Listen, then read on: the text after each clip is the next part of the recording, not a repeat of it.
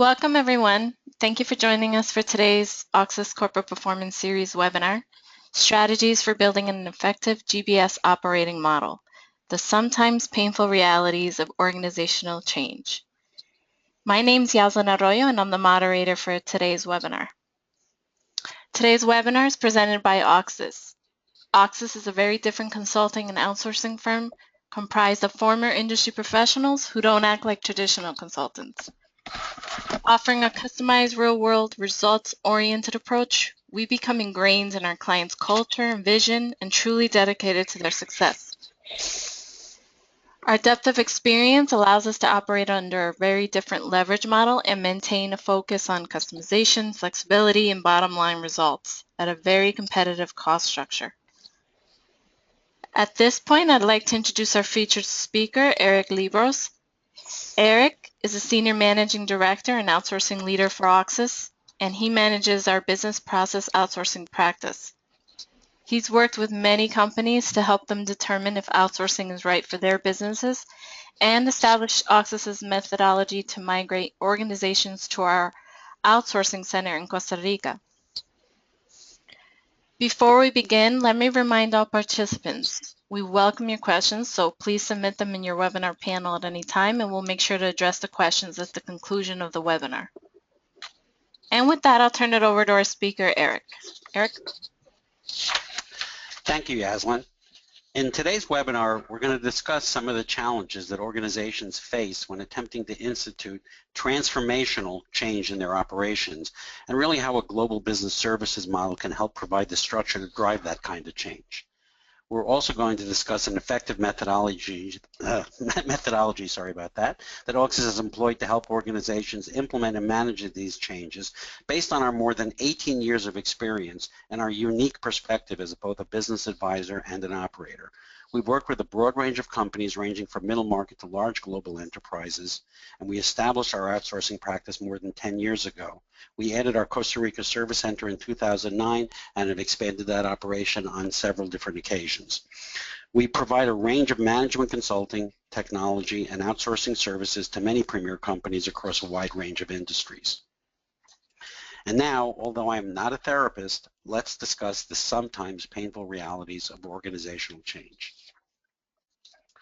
First, let's talk about the concept of global business services. Global business services is really the new term for shared services, and it encompasses incorporating a global labor force to include into the operations itself. The GBS model is something that is well established in the business community today, with about 75 to 80% of Fortune 500 companies estimated to be utilizing global business services. The main drivers why companies look to global business services, very similar to the drivers that companies looked at back at the shared services model and why companies look at outsourcing. It's about cost savings and it's about operational improvements. Those are the main reasons companies look at it, but there are a number of other reasons as well. Finance, HR, and IT are the top functions being migrated to shared services or global business services models. But what you're starting to see are a number of other functions beyond the traditional ones starting to emerge within that model as well. Some more analytical functions, some more strategic functions, some more specialized functions. We'll talk about some of these things later on in the webinar itself. Global business services can take on many forms.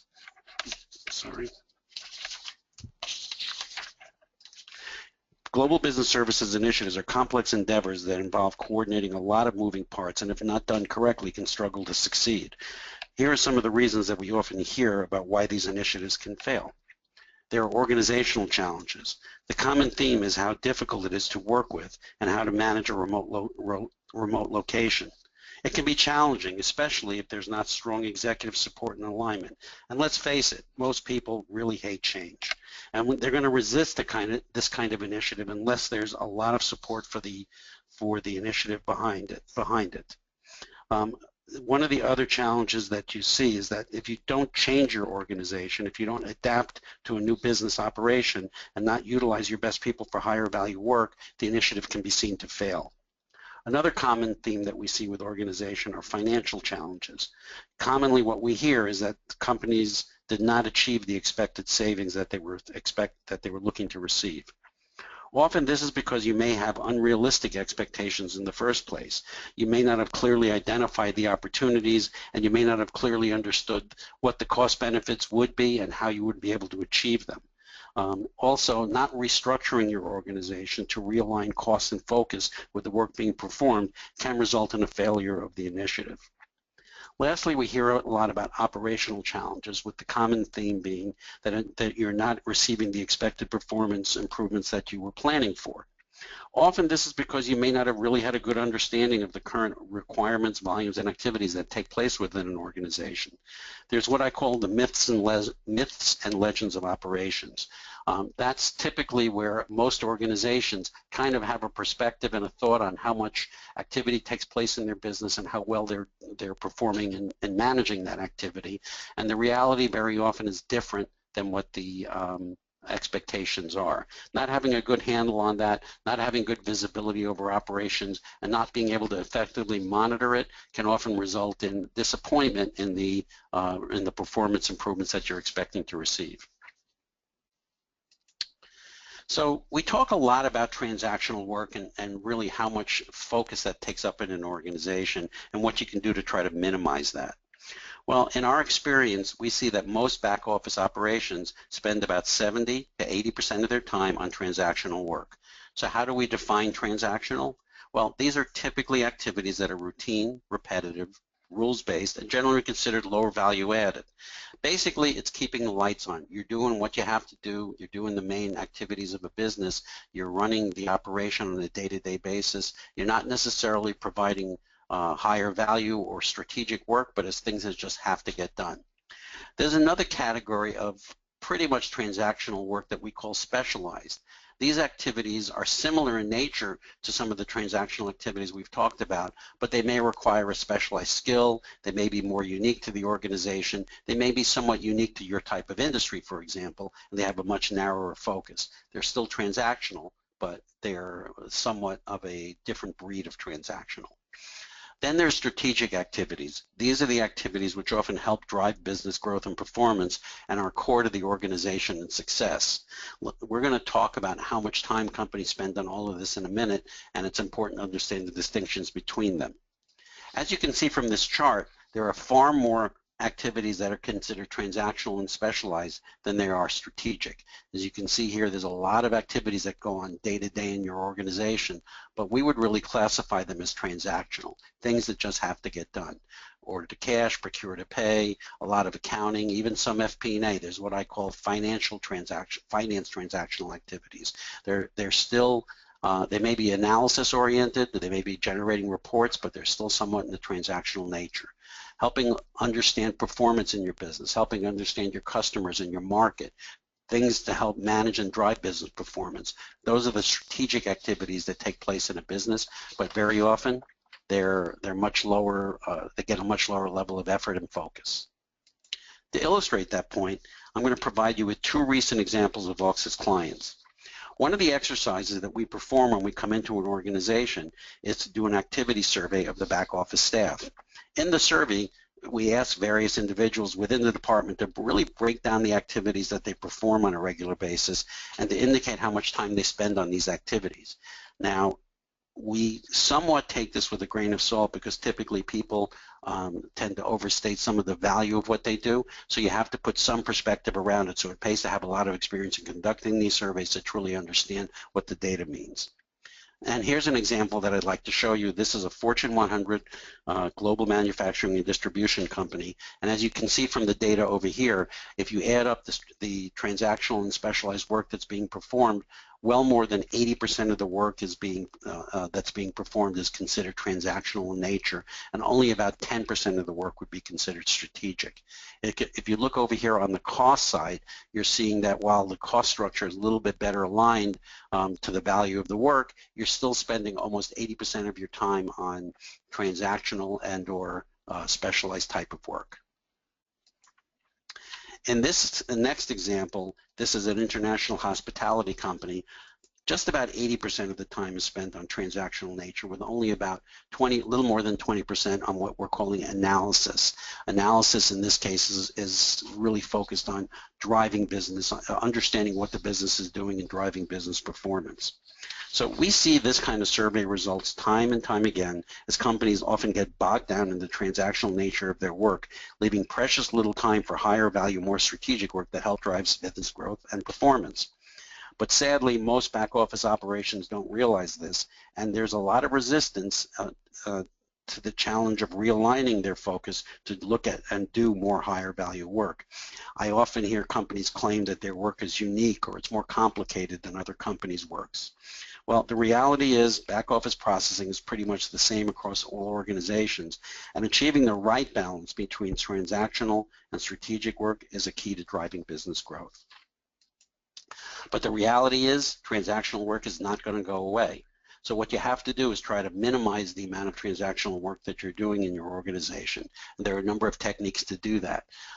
Just looking at how to reduce and eliminate the number of manual transactions, such as journal entries and reconciliations, can be a key step in eliminating or minimizing the amount of transactional work.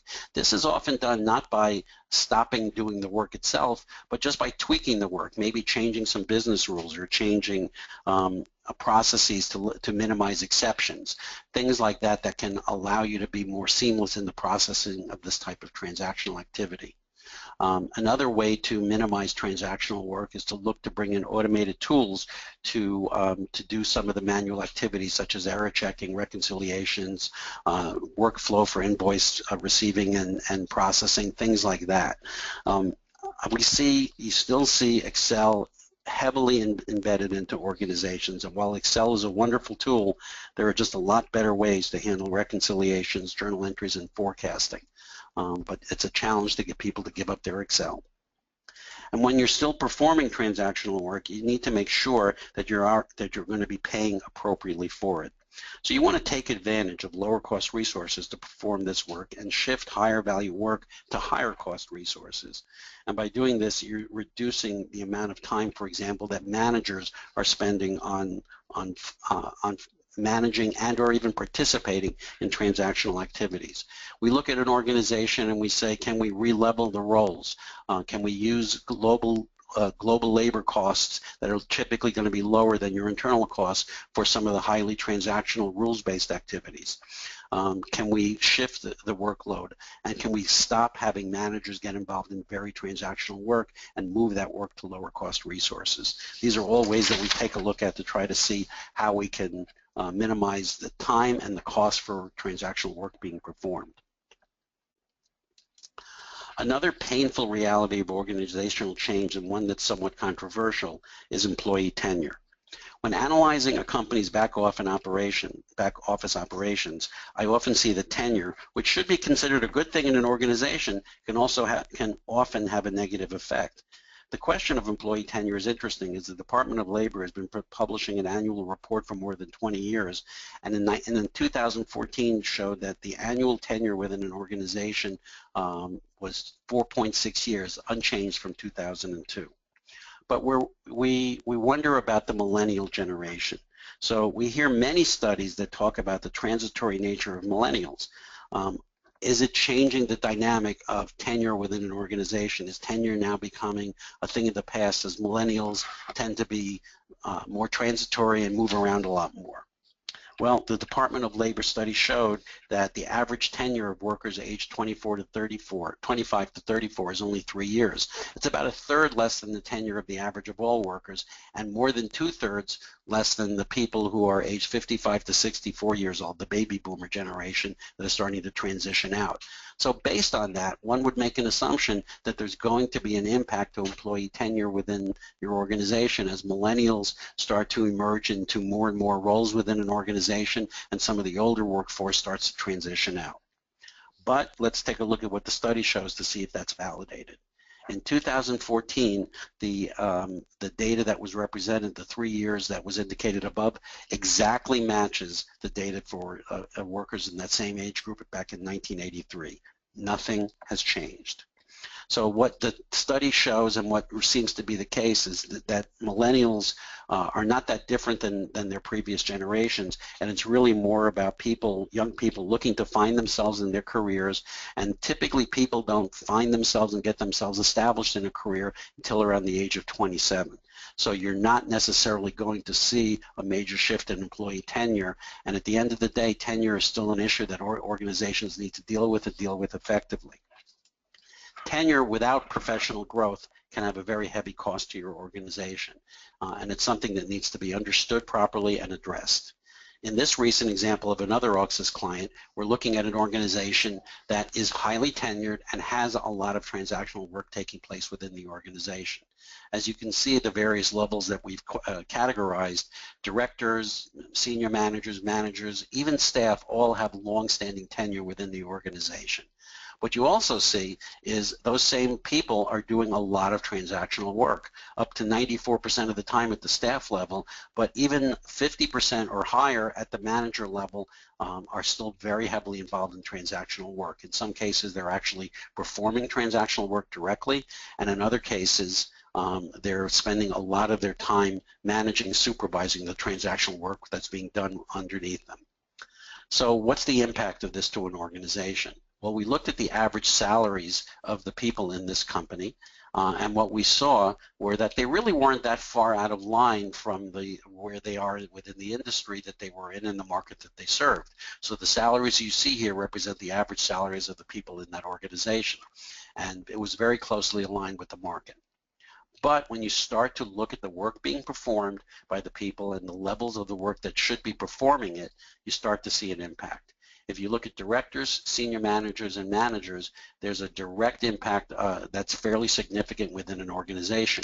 If you level the work, if you level the person doing the job and saying, you realize that a director may be actually performing the work of a senior manager or a manager, senior managers and managers may be performing work of staff because of the level and the nature of the transactional work that's involved.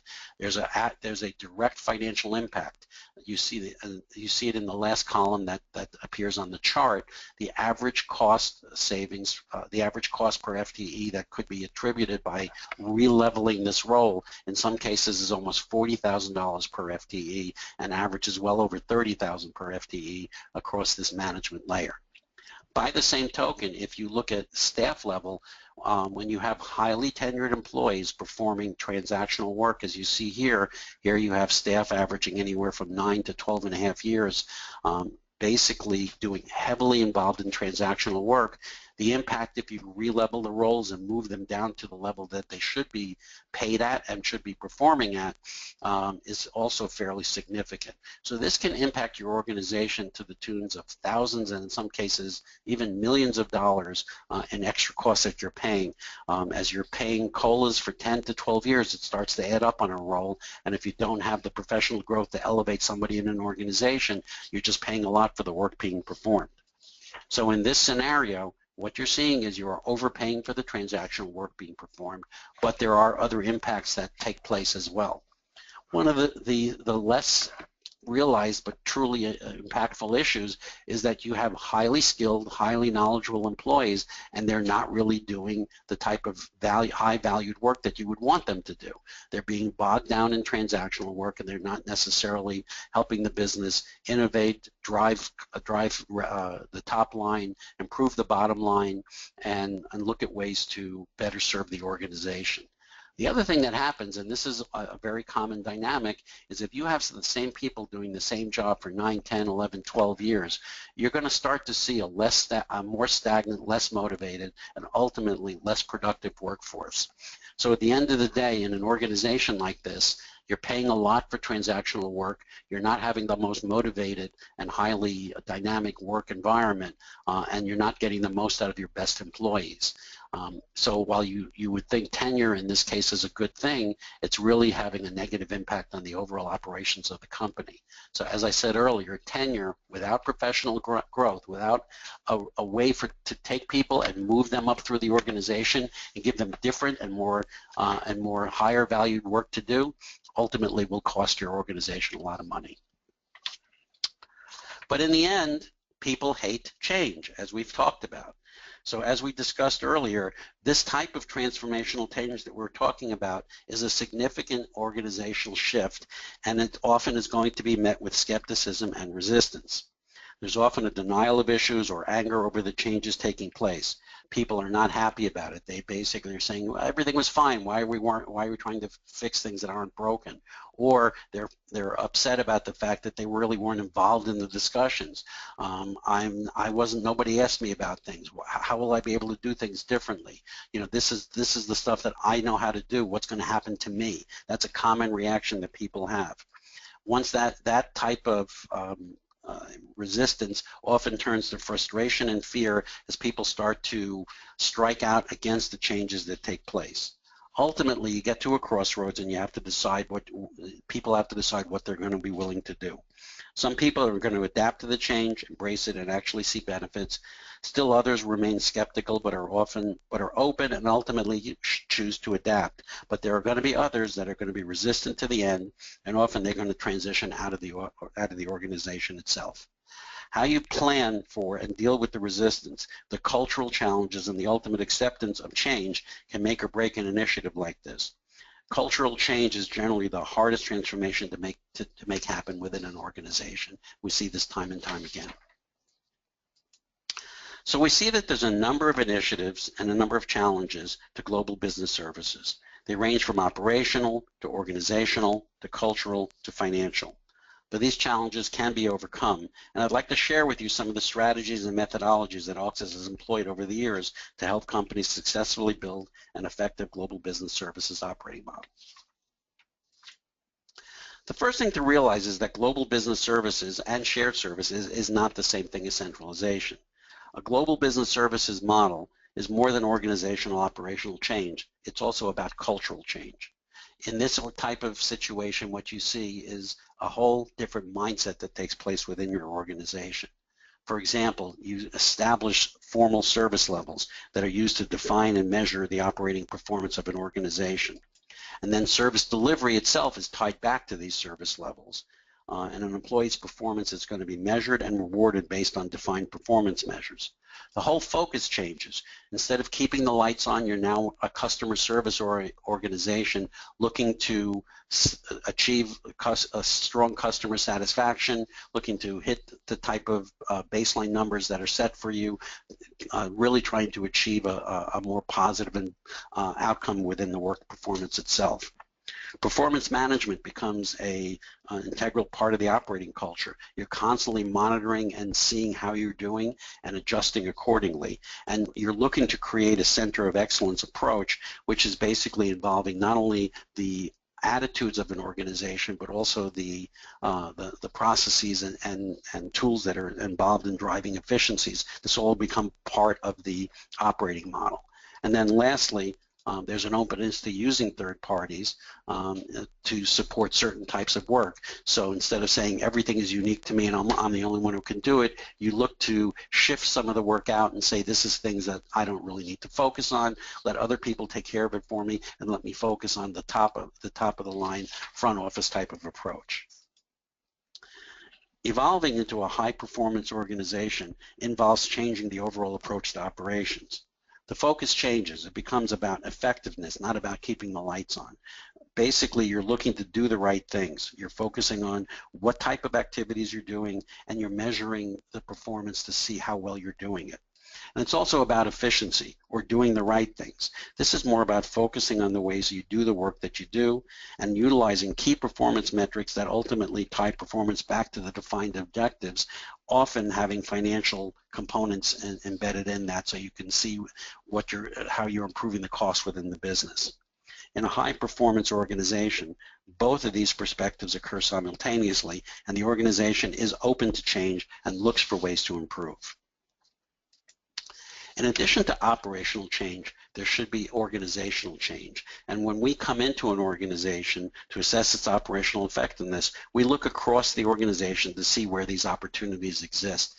This becomes an opportunity for you to restructure your organization, to change the roles, change the responsibilities, and leverage your more knowledgeable and higher value employees for the work that they're doing and get more benefit out of them. So what do we start to look at? We look at the levels of the work being performed, and we ask, are we paying appropriately for that? So sometimes, again, when you're seeing managers or more senior level people performing certain types of work, you try to shift things around and give the organization a new structure that aligns pay with the value of the work itself. You also look to redesign the organization and establish well-defined roles and responsibilities. A lot of times what we see is activities bleed across levels, and you start to see, as we mentioned earlier, managers getting involved in work that they shouldn't have to, other people touching a lot of transactions. That's a very common thing that you see, that there's many people touching the same type of transaction, very little process specialization taking place. So we look to redesign the organization and allow more focus and a greater alignment of responsibilities with the roles that are being performed. We also look at the span of control. One of the things that often happens in an organization is you start to get, as you move people into different roles, you sometimes call people managers just because they've been there a long time, not necessarily because they're truly performing the work of a manager. So the levels don't necessarily align with the span of control, and you have a very tight span of control that's too close to the transactional work, or managers who are actually performing transactional work. So you look to restructure and kind of stretch the organization to better align with industry standards and establish a greater cost structure, a more improved cost structure within the organization itself. Another thing that we look at is, can you make a strategic use of outsourcing, even in functions that may be somewhat more core to the business? So for example, you look at certain functions and you say, can I carve out pieces of it so that I can move some of the work to a lower cost transactional type of organization while keeping pieces of it that are more core to my business, or ultimately more important about the customers I'm serving or the markets that I'm working in. You know, a good example I often use is, everybody believes that accounts payable becomes an easy transactional activity to outsource, but in certain types of organizations, accounts payable is not necessarily a purely transactional function. If you're in an organization where, for example, you're a distribution organization and you're leveraging a drop ship model to ship products to companies directly from vendors, making sure that vendors are processing orders timely and properly, and making sure that they're getting paid properly for those orders, and so that customers are receiving them, is a critical part of it. So in that case, accounts payable is not a pure transactional activity. There's revenue pieces to it, there's customer service pieces to it. So in some cases like that, we may carve out pieces of the transactional work while retaining the overall focus on product delivery and customer sat within the core organization itself. Another thing that we look at, and this tends to be a little bit more controversial, is are there performance metrics embedded into the organization? In a lot of cases, in almost every case, to be honest, most organizations that are internal do not have performance measures. There's those myths and legends that I talked about earlier, but actual measurement and tied back to objectives is often not seen. So we look to establish performance metrics in an organization, not just for the outsourcing element of it, but for the internal operations as well. It helps create visibility, it helps create understanding, it helps define objectives, and it helps to manage performance. Another thing that we look at is, how well you're monitoring the performance within the organization itself, and are you identifying weaknesses that might drive opportunities for continuous improvement? By monitoring performance activities, you're starting to see areas where opportunities exist. Are there things you can do to tweak a process, to change a process, to address a performance change that might allow you to get better efficiency in the organization? So a continuous improvement model is one that's very significant to embed into an organization, and again, something you don't often see. So we look for how we can help institute that within the company and going forward mode. In the end, you want to look to realign your management focus to be more on the higher value activities, and you want to look to leverage outsourcing or the lower cost labor force that maybe a global business services model brings, to reduce the operating costs on the less core or transactional activities. Once change is implemented, the process needs to continue. And this is, again, one of the key elements to the success of this type of initiative. In a lot of cases, people change the process and then they kind of take a step back and stop. We use the term sustainability because it's really more about keeping this process moving forward, and allowing this process to continue to focus on performance, continue to focus on efficiencies, continue to focus on cost reductions, continue to measure performance, and continue to look for opportunities to address inefficiencies. Yogi Berra once said that baseball is 90% mental and the other half is physical. Well, in this kind of transformational change, it's just about 100% mental, and sorry, Yogi, but there's very little physical element to it.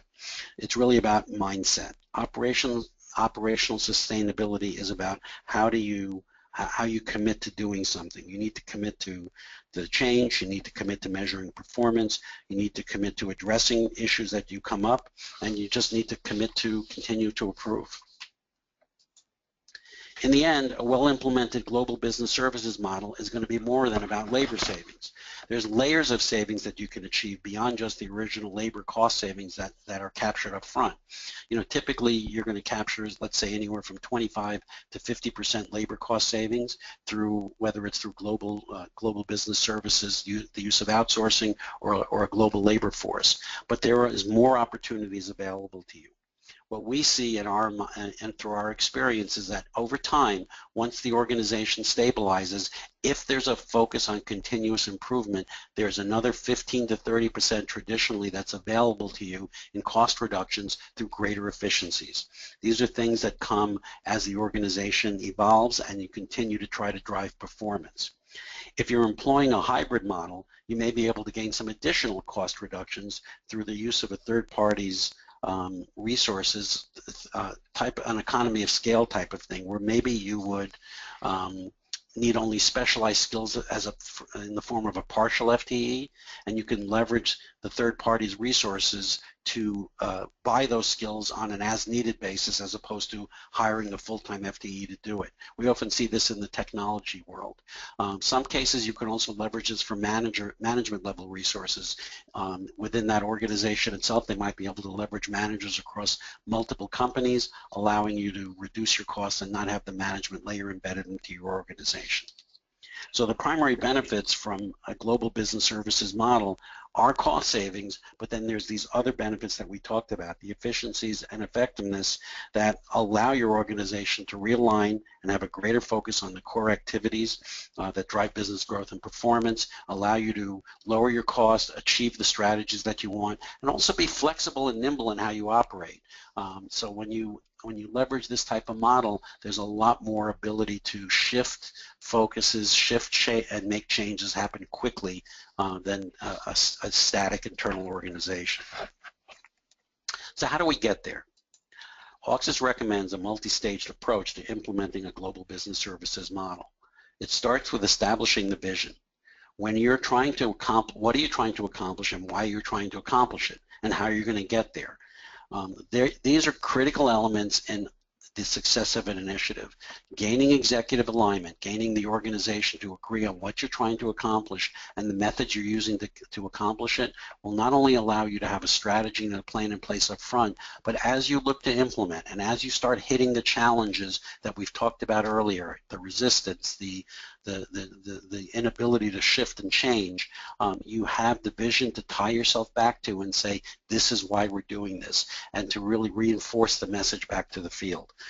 This is a critical step, and it's often overlooked in organizations by not having a solid vision that allows you to say, this is what we want to accomplish. Once you've done that and you have the vision in place and it's effectively communicated to the rest of the organization, you now go into implementation mode. But there's many different ways to try to implement this. There's some terms that are used throughout the industry like lift and shift and fix and shift.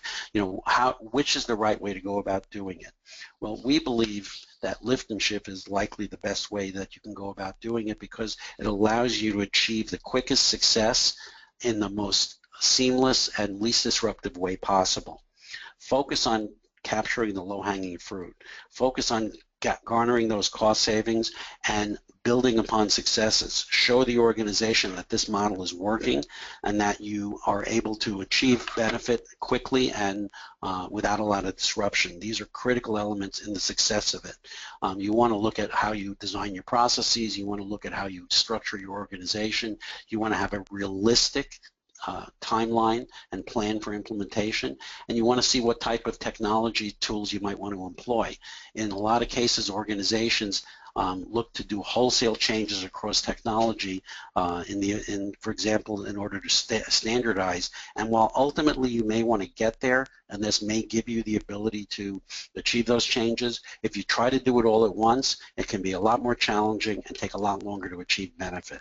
So we typically recommend a much more focused, not wholesale changes, but more of a lift and shift, and I really like to call it lift, tweak, and shift type of model than major changes. But it's critical if you do that the third phase that you see here is part of the process, optimization, because once you've implemented, you achieve your steady state operation, the organization is stable, the services are being delivered, there needs to be a focus on continuous improvement. You need to be looking at ways to innovate. You're looking at ways to monitor and measure performance and to try to see what you can accomplish. One of the key things about this phase is taking advantage of newer technologies that may come out into the market, and we'll talk a little bit more about that in a couple of slides. So after a few years, the typical scenario that you have is that the organization has been established, it's stable, you've really harvested all of that low-hanging fruit, and the new GBS model has now become the new normal. Human nature such as it is, the initiative starts to lose momentum, and often the focus on customer service, performance management, and continuous improvement slips onto the back burner. So how do you avoid this? How do you stay fresh? And how do you keep the organization properly focused? Well, you really need to, there's a couple of ways to do it, but one of the things that helps is by continuously refreshing the model, by expanding scope, by expanding geographies, by bringing in new functions, by changing exactly what you're working on. Keeping things moving in a cyclical process, allowing more functions to come in, will be one way to keep the organization fresh and focused. You know, in a lot of cases, as I mentioned earlier, if you go through the implementation model that we've talked about, you're doing this in stages. You can bring in other things at a later point and even start to bring in some of the higher value, more strategic activities, because the organization has now seen that this works. It works well, it's not disruptive, and it's something that can help the organization not only get lower costs, but be more efficient in how they operate. So in the end, keeping it fresh is a critical element, and keeping it fresh by bringing in new pieces of it is one way to do that. Auxis recommends a global business services health check as a way to revitalize an established operation. So this is something we typically do when an organization is 3, 4, 5 years old, and some of the issues that we've talked about take place, and you're you're at that new normal stage, and the excitement is worn off, and everybody's just doing their jobs. So we typically come in and we conduct an activity that we call a health check, which involves a range of activities that allow you to really see what you're doing and how you're doing it, and where you can take the organization. So we do certain things, for example, reviewing and updating the operating vision. That's involving sitting down with the executives again. Sometimes there are going to be new people into the mix, make sure that everybody's on the same page, agrees with what we're trying to accomplish, maybe the vision has changed, maybe the organization is evolving, maybe there's new service lines or new areas of focus that needs to be incorporated into the operating vision and brought into the organization itself. You also want to see what's going out in the field and what that perspective is. So we often will conduct a customer satisfaction survey to get insight from the field on how well the center is doing and how well the activities are being performed. Another key element is rechecking the activities and volumes to see what's changed. Business has changed. There's a lot of different dynamics to transactional activity within a business, and where revenue comes from and where customers are even residing. All of these things have an impact on your back office operation. So updating your activity and volume profiles is a critical step to understand that, do you have the right service levels in place? Are you measuring them appropriately? Are you looking at ways to to continuously monitor the performance and tweak what you're measuring. These are critical elements in keeping a center in a healthy, positive manner. Another thing that you try to do in this stage is to look for new opportunities for improvement. As I mentioned earlier, there are a lot of new technologies that come out that might drive not only how your business operates and how it's reaching its customers, but how transactions are being captured.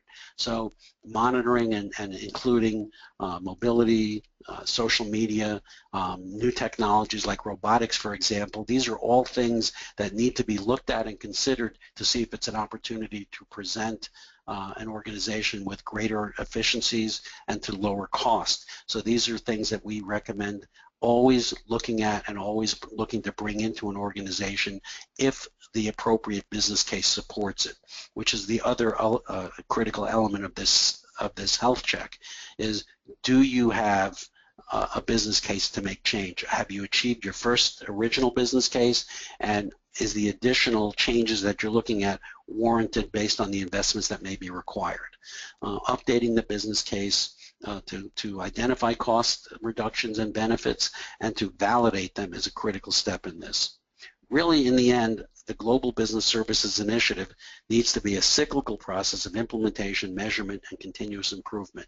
If it's a one-off activity, the organization will probably not be able to get the benefits from it, but if you continue to stay focused, if you continue to look for improvements, if you continue to try to drive change within the organization, you're going to get the ultimate benefits of that. So this is a process that just doesn't stop after a one-time effort. It needs to be always on the radar for continuous improvement. So in summary, let's kind of recap some of the things that we've talked about earlier in this presentation. First and foremost is that Global Business Services is a proven model. It's been out there for a long time now. It has well-established benefits and reasons why companies take advantage of it. But by the same token, in many cases, well, I don't want to say many cases, but in some cases, these initiatives tend to lose steam over time and sometimes are viewed as not successful. You know, there are a lot of reasons why this happens, and often it's the challenges that the initiative faces when you're trying to go into an implementation and beyond. These challenges often take the form of organizational, operational, cultural, and financial issues that impact the company and its way of doing business, and a lot of it tends to be perspective around how effectively can I work with this model. So if you're looking at the challenges to an initiative like this, you need to look at across that whole spectrum of areas and say, how do I address all of it? In the end, one of the goals is to help the company be more efficient and reduce the amount of time spent on and cost spent on transactional activities. As we've talked about 70 to 80% of an organization's time and focus is being spent on transactional activities rather than on business growth initiatives.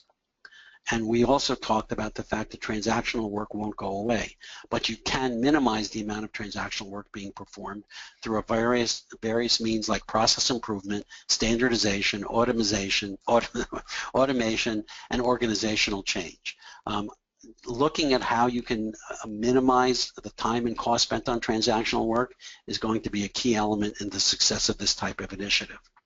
Another challenge that we talked about, the one that's somewhat painful, is the concept of employee tenure being a double-edged sword.